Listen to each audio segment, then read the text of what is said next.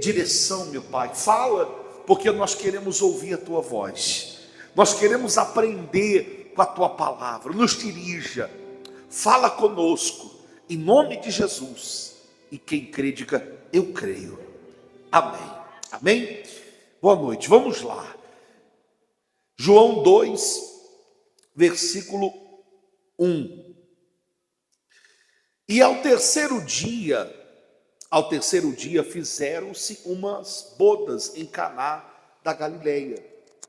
E estava ali a mãe de Jesus, e foi também convidado Jesus e os seus discípulos para as bodas.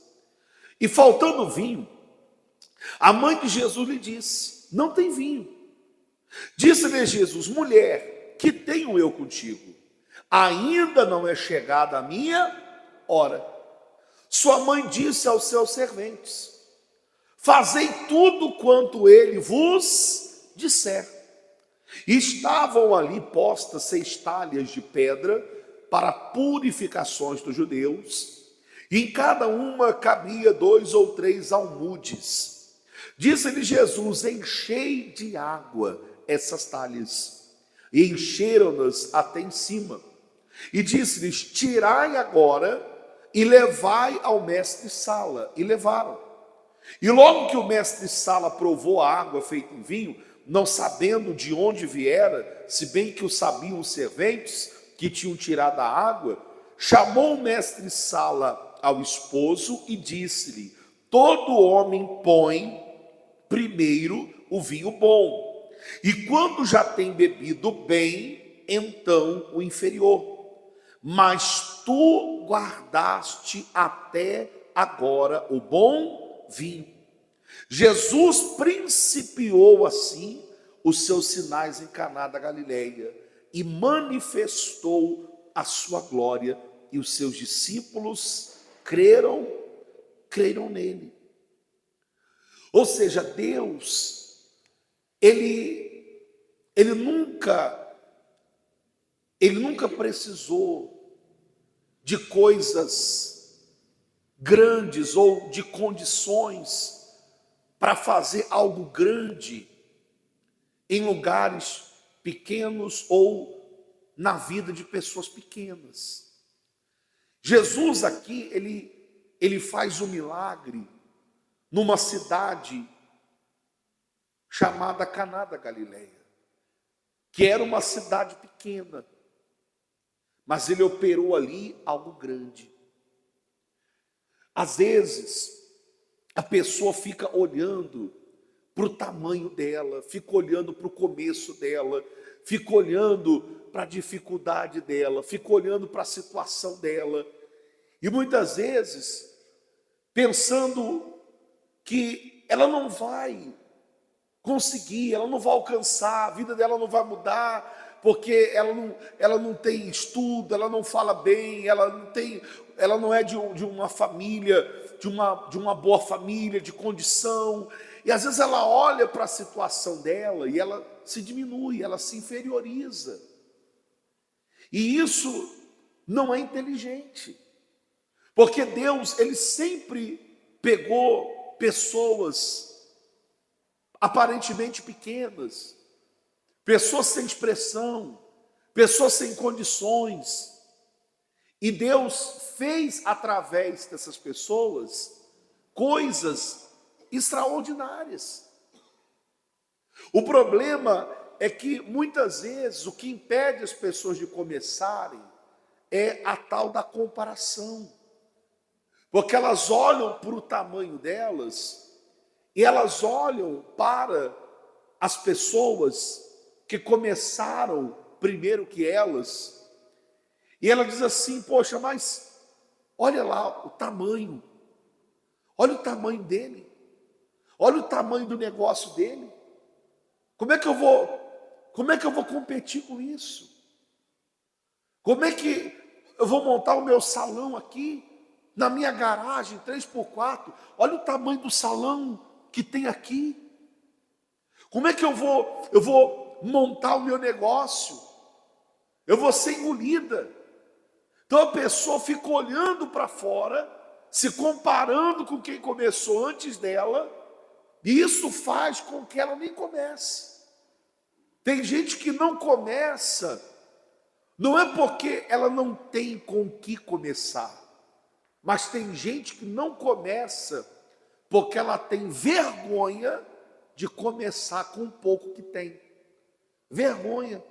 Vergonha de alguém zombar dela, vergonha de alguém ridicularizar ela, vergonha de alguém zombar dela. Já imaginou se essa moça que você acabou de ouvir aqui agora, que começou vendendo café, você já imaginou se ela fosse ficar preocupada com as palavras que ela ouviu? Se ela fosse ficar preocupada com a crítica, que as pessoas dizendo, poxa, você aí, vendendo café, uma moça jovem, uma moça bonita dessa, vai estudar, vai fazer alguma coisa, para com isso aí não vai dar dinheiro, você não vai te levar a lugar nenhum. Mas foi ali, vendendo café, que ela chegou aonde ela chegou hoje. Então comece pequeno, mas crendo num Deus que é grande, num Deus que pode fazer com que você cresça naquilo que você se propôs a fazer. E tire da cabeça essa questão e essa preocupação com a concorrência. Porque isso é a pessoa, ela ter uma mente escassa. É quando você passa a acreditar que nesse universo não tem espaço para você. Vou dar um exemplo. Suponhamos que eu queira abrir um mercado. Meu sonho, ter uma rede de supermercado. E aí eu não tenho recurso para começar grande, como essas grandes redes de supermercado que tem. Então eu vou começar montando um mercadinho. Só que aí eu olho para os mercados, esses supermercados, se eu for olhar e pensar assim, não, eles vão me engolir. Se toda pessoa que for iniciar o negócio for pensar assim, nunca vai existir nada novo. Nunca vai ter um novo negócio. Nunca vai existir. Por exemplo, quantos supermercados você conhece? Tem vários. Será que todos começaram gigantescos? Obviamente não. Mas você já imaginou se aquele que começou pequeno olhasse para o grande e pensasse assim, eu nunca vou chegar até aquele tamanho? Não haveria tantos. Então a pessoa não pode ficar olhando, não se compare com ninguém, não concorra com ninguém, concorra consigo mesmo. Não fica vendo ninguém como seu concorrente, não. Às vezes a pessoa, quando ela fica vendo o outro como concorrente dela, a pessoa entra numa disputa. Você já percebeu que se você está ali no lugar e você diz assim, ali tem uma loja de roupa. Aí você fala assim, poxa, lá na minha rua, onde eu moro, na avenida que eu moro, na rua que eu moro, tem uma loja de roupa. Aí você diz assim, eu vou montar uma também. Aí você monta uma loja de roupa, aquela pessoa da loja, por ela ter uma mentalidade escassa, ela começa a olhar para você, ela muda o olhar para você, ela que antes te cumprimentava, falava um bom dia, falava uma boa tarde, cumprimentava você, agora você passa por ela passa a te olhar com a cara feia, como se você estivesse concorrendo com quem? Com ela, como se você tivesse aberto aquele negócio para competir com ela, mas tem espaço para todo mundo. Você pode prosperar e ela também. Mas a pessoa, quando tem uma mente escassa, é assim. Ela está sempre competindo, ela está sempre concorrendo com os outros, ela está sempre disputando com os outros, e você tem que concorrer com você mesmo. Eu vou competir comigo. Hoje eu estou nessa condição. Amanhã eu vou estar melhor. Hoje eu estou desse tamanho. Mas amanhã eu vou estar maior. É comigo que eu estou competindo. É comigo. E eu vou crescendo, e eu vou crescendo, vou buscando direção em Deus, vou confiando em Deus, vou colocando a minha vida nas mãos de Deus, vou trabalhando, aprendendo, evoluindo, estudando, crescendo. E aí, quando você for ver, você já não está mais do mesmo tamanho que você começou. E quando você começa pequeno, seja fiel àquilo ali, seja fiel.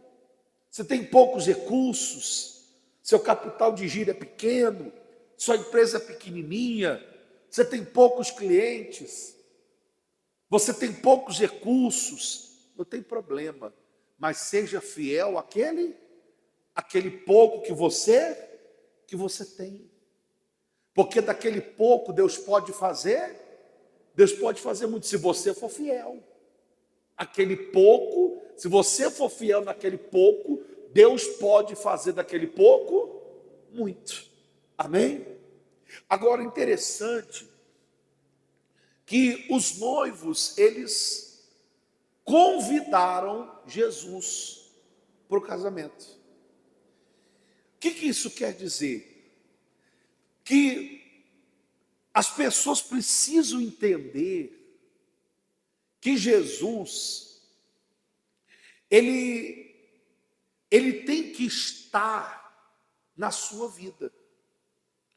Se ele tem que estar nas coisas simples, quem dirá nas coisas importantes? Um casamento é importante? Quando você vai se casar, você pensa nos convidados? Você não sai convidando as pessoas aleatoriamente.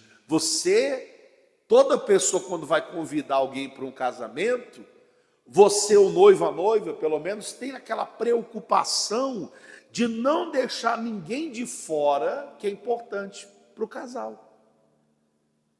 Há quem revise a lista várias vezes. Pô, será que eu deixei uma tia de fora? Será que eu convidei? Deixa eu ver, deixa eu olhar. Por quê? Porque é importante para você aquilo ali. E a pergunta que eu faço é a seguinte: você convida Jesus para as coisas importantes da sua vida? Ou Jesus está na sua vida? Você tem convidado Ele para o seu dia a dia, para o seu caminhar? Você tem convidado Ele para as decisões, para as escolhas importantes da vida, como se casar, como abrir um negócio, como dirigir uma empresa, como fechar um contrato, como ir numa audiência, como efetuar uma venda, ou fazer uma compra. Você vê que são detalhes. O fato de Jesus estar ali foi que provocou o milagre. O fato de Jesus estar ali, o fato dele ter sido convidado, foi que proporcionou o milagre ao casal. Se Jesus não estivesse ali, você já imaginou a vergonha? Como é que eles iam começar sendo envergonhados, uma vez que o casamento, pela cultura, era diferente do nosso. A festa durava vários dias e o vinho acabou. Você imagina a vergonha. Logo nos primeiros dias da festa, o vinho o quê? Acaba. Ainda tinha muitos dias. Agora imagina se Jesus não tivesse sido convidado. Agora, muitas pessoas não convidam, sabe por quê? Porque a pessoa diz assim, ó, eu vou abrir um negócio, ela não convida, porque ela fala, eu me garanto. Ela vai fechar, já viu gente assim? Aí ela vai fechar uma venda, ela vai efetuar ali um contrato com um cliente, aí ela sai, ela fala assim, já está no papo, já está fechado. Já deu o quê? Já deu certo, eu me garanto, eu vou lá, já deu tudo certo. Aí ela sai. Daqui a pouco ela volta, desculpa a expressão que eu vou usar, com o rabinho debaixo das pernas, dizendo assim, ih, rapaz, deu tudo errado. Chegou de última hora lá, o camarada deu para trás, desistiu, não quis mais comprar, já estava tudo certo. Era só assinar o quê? o documento, mas o cara deu para trás, o cara não quis mais. Então, aprenda a colocar Jesus, aprenda a colocar Ele na frente, aprenda a convidar Ele para a sua vida, para as suas decisões, para os seus negócios. Você vai dirigir uma empresa, ó meu Deus, me dá direção, Jesus, me dá direção, me capacita, me dá sabedoria, me ensina como falar, como dirigir, me dá sabedoria, me dá direção. É você colocar Jesus no centro, Ele tem que ser o centro da sua vida, da sua família, dos seus negócios, daquilo que Deus confiar nas suas mãos, nas decisões importantes que você vai tomar. Nós não podemos usar Jesus para apagar incêndio, porque tem gente que só lembra dele quando a coisa está pegando o quê? Está pegando fogo. Aí eu me garanto, vou fazer tudo sozinho, vou na raça, porque eu sou inteligente, eu sou capaz, eu posso, eu consigo. Entenda, cuidado com isso, com essa positividade que às vezes nos faz arrogantes. Porque ser positivo é bom? Sim ou não? Você não vai andar por aí negativo, dizendo assim, vai dar tudo errado para mim, eu vou fracassar, eu sou um derrotado, eu sou um fracassado, eu sou um perdedor. Claro, ninguém vai sair por aí declarando isso. Você não vai ficar com essa declaração de derrota. Claro que não, eu vou vencer, eu sou um vencedor, eu sou capaz, eu vou conseguir, eu posso, vai dar certo. Só que entenda, cuidado para que esse positivismo não se torne arrogância ao ponto da pessoa pensar assim, eu vou sozinho, eu posso resolver tudo sozinho, porque eu sou capaz, porque eu sou, porque eu faço, porque eu aconteço. E aí que você vê muita gente inteligente, instruída, capaz, estudada, qualificada, fracassando na vida. E você olha e vê pessoas aparentemente sem condição, sem expressão, vencendo. Por quê? Porque aquelas pessoas entenderam, sozinho não posso, mas com Deus eu posso tudo. Se Jesus for à frente, se Ele for abrindo, se Ele for na minha frente, se Ele for preparando o caminho, se Ele for à minha frente abrindo o caminho, se Ele for na frente me dirigindo, se Ele for na frente me instruindo, vai dar certo. Então, coloque Jesus na sua vida. Coloque Jesus na sua vida. Por isso que a prosperidade, a verdadeira prosperidade, ela não consiste na quantidade de bens que uma pessoa possui. Não. A riqueza, ela é você ter Jesus dentro de você. É você ter o Espírito de Deus habitando dentro de você, dirigindo a sua vida. Isso é a maior riqueza. É você ter a salvação, é a maior riqueza, é o maior tesouro. Não é a casa, o carro, a empresa, os negócios. Não é isso. Então, aprenda a convidar Jesus para a sua vida. Agora, quando é que Deus age? Por que às vezes a pessoa, ela tem aquela impressão de que agora acabou, agora não dá mais, agora não tem mais o que fazer. Quantas vezes você já falou isso? Acabou. Quantas vezes já saiu da tua boca essa frase? Acabou, acabou. E aí, quando você menos esperava, veio o quê? Veio a resposta, veio o socorro. Porque entenda, quando acaba, é que Deus age. Acabou a força, acabou o recurso, acabou a esperança, acabou, quer dizer, agora já era, não tem mais o que fazer, agora não tem mais jeito. É nesse momento que Deus age. É nesse momento que Deus aparece. Então, pode ter acabado para você. Acabou o recurso, acabou os clientes, acabou o dinheiro, acabou a saúde, acabou o casamento, acabou isso, acabou aquilo. Mas para Deus não acabou. Porque Deus, ele pode mudar qualquer cenário, qualquer situação.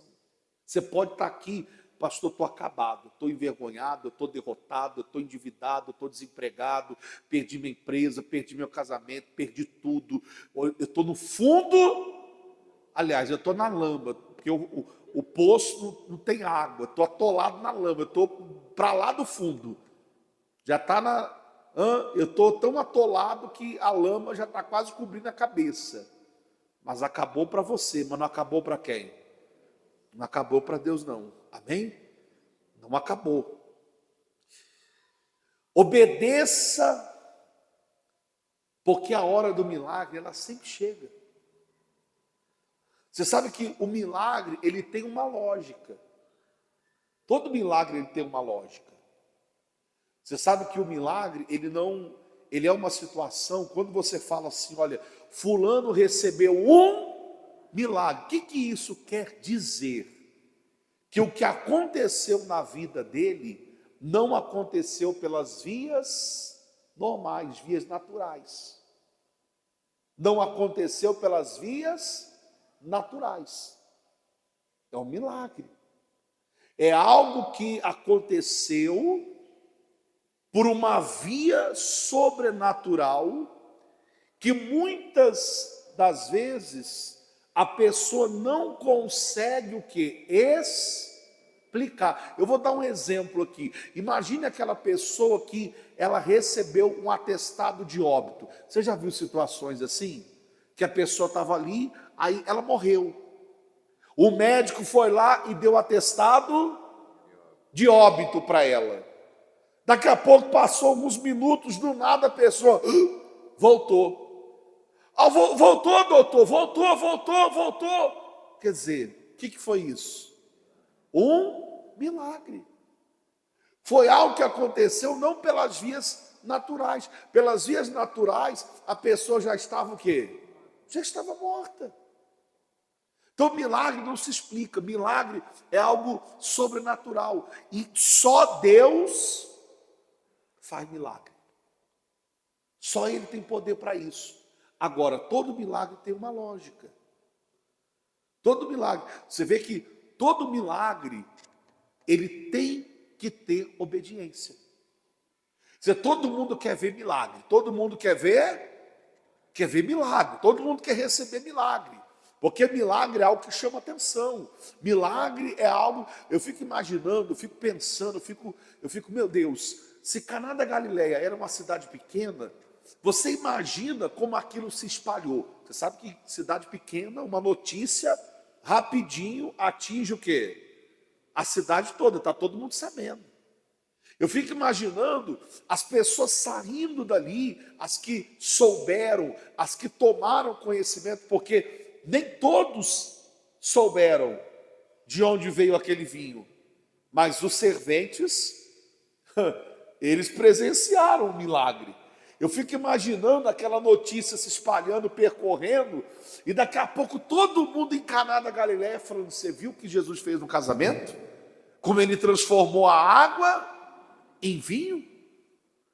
Então, você percebe que o milagre, ele chama atenção. Todo mundo quer receber o milagre. Todo mundo quer, porque é algo sobrenatural, não é algo comum. É algo especial. Só que o milagre tem uma lógica. A pessoa, ela tem que entender que para que o milagre aconteça, embora não seja ela que faça, ela muitas das vezes, ela vai ter que cooperar para que o milagre o quê? Aconteça. E aí eu vou citar alguns exemplos aqui para você entender. Primeiro deles, a multiplicação dos pães e dos peixes. Jesus multiplicou o pão e o peixe, mas quem deu o peixe? Quem deu o peixe? Foi o menino. Jesus fez um milagre e Pedro teve aquela pesca maravilhosa. Mas o que Jesus mandou ele fazer? Desenrola a rede e volta para onde? Volta para o mar. O que Pedro falou? Senhor, eu trabalhei a noite inteira, mas sobre a tua palavra eu vou voltar e vou lançar a rede. Ele teve que obedecer. A mesma coisa, você imagina só Jesus diz: acabou o vinho, tá bom. Pega essas 6 talhas que os judeus usavam para purificação. Isso aí, quando a gente olha, é bacana, porque tem uma simbologia, porque aquelas talhas de água eram usadas para a purificação dos judeus. E Jesus transforma a água em vinho, simbolizando o sangue dele, ou seja, ensinando também que somente o sangue dele é que nos purifica. Então ele fala: enchei aqui as talhas de água, e encheram. Aí você imagina a cabeça de quem estava ali: meu Deus, mas faltou o vinho. Ele mandou encher de água. Então não tinha lógica. Às vezes Deus vai pedir coisas para nós, às vezes Jesus vai pedir coisas para você, às vezes Deus vai falar com você para fazer coisas que não tem lógica. Não tem lógica você ir abrir empresa, não tem lógica você fazer o que você está fazendo, e às vezes vai mandar você continuar e você está querendo parar. Às vezes tem situações que Deus vai pedir para você continuar, mas você quer parar. Às vezes tem coisas que Deus vai mandar você fazer, mas você não quer fazer. Mas quando você crer nele e crer que ele pode fazer o milagre, você obedece sem questionar. Você se sujeita. Aqueles homens não ficaram batendo boca com Jesus, até porque Maria disse o que a eles: fazei tudo o que ele vos mandar, vos disser. E aqueles homens obedeceram sem questionar. Eles não ficaram ali dizendo assim: Senhor, mas para que encher essas talhas de água? Para quê? Aliás, Jesus não tinha operado nenhum milagre para eles crerem. Eles não tinham nenhum milagre para tomar como exemplo. Jesus não fez nenhum milagre para validar nada. Não tinha acontecido nada ainda. Eles não tinham visto um milagre. E Jesus pega e fala: enche as talhas de água. Eles poderiam falar: Senhor, mas não é melhor a gente ir ali e comprar vinho? Não é melhor a gente dar um jeito de buscar? Não era mais fácil juntar umas 2, 10 pessoas ali, mais próximas da família, e dizer assim: gente, vem cá, entra aqui, ó, a coisa ficou feia. Acabou o quê? Acabou o vinho.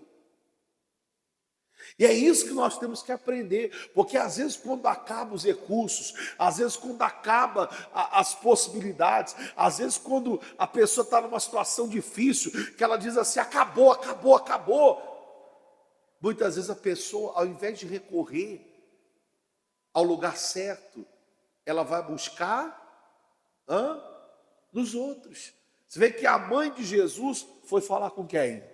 Com ele. Ela foi falar com quem resolve. Ela foi falar com quem poderia resolver. Ela não ficou lá espalhando para a festa toda: olha, acabou o vinho.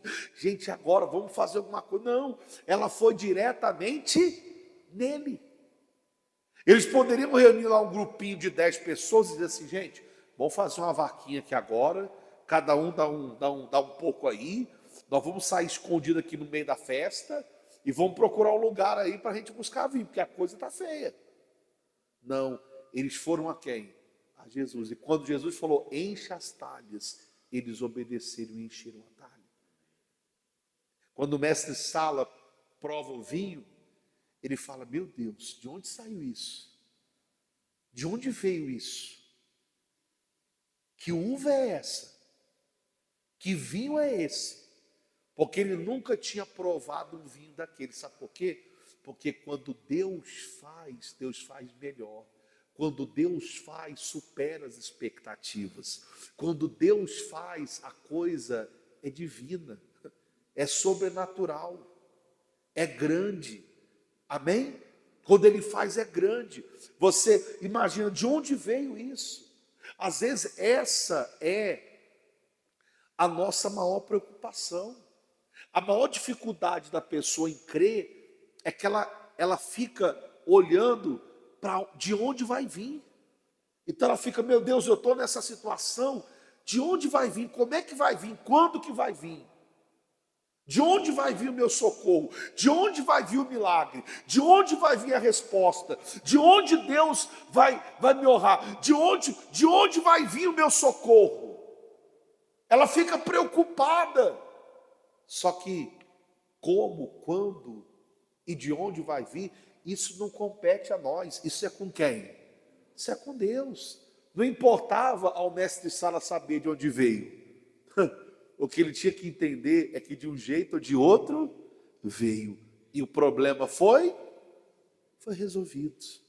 Amém? Eu não sei quando, como, nem de onde vai vir. Mas eu sei de uma coisa: se você crer, se você confiar, o socorro de Deus vai vir. Amém?